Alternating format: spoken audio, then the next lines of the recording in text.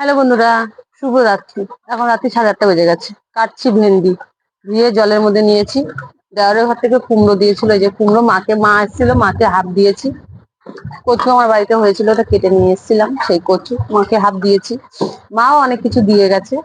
মার মন মেজাজটা ভালো ছিল না, কালকে ভাইয়ের 2 বছর পূর্ণ হলো, ও ছেড়ে চলে গেছে। আমারও মন মেজাজ ভালো ছিল না, তাই কালকে ভিডিও টিডিও দিইনি। ভোট টোট ছিল, মায়ের কাছে যেতে পারিনি, মা বারণ করেছে, বা আসতে হবে না, ভোটের মধ্যে ঝামেলা টামেলা হবে। তা আমি আর যাইনি। তা মা আজকে আমাকে দেখতে, আমি বুঝতে পেরেছি মা আমাকে দেখতে এসছে। তা মাকে আমি অনেক কিছু দিয়ে দিয়েছি, মাও অনেক কিছু নিয়ে এসেছিল।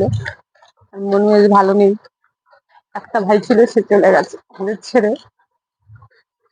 যার জন্য গেছে তার মনে নেই যে 2 বছর হলো না কি হলো।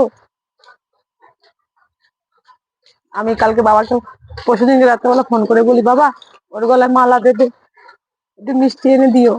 বাবা বলেছে ঠিক আছে। বাবারা অত বুঝতে পারিনি, বয়স হয়ে গেছে তো, ছেলেটা চলে যাওয়ার পর বাবার আরো একটু মন ভোলা হয়ে গেছে, কিছু মনে রাখতে পারে না।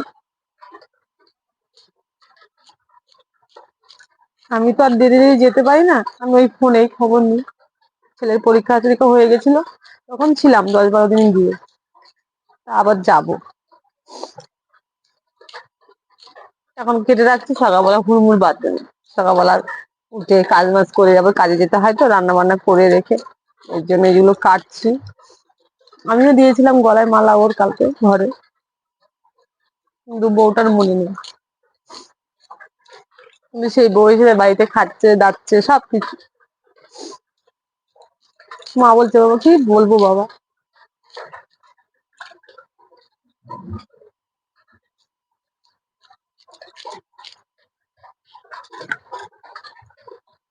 ভালো লাগলে লাইক শেয়ার কমেন্ট করো। টাটা, বাই বাই, আর কিছু বলছি না।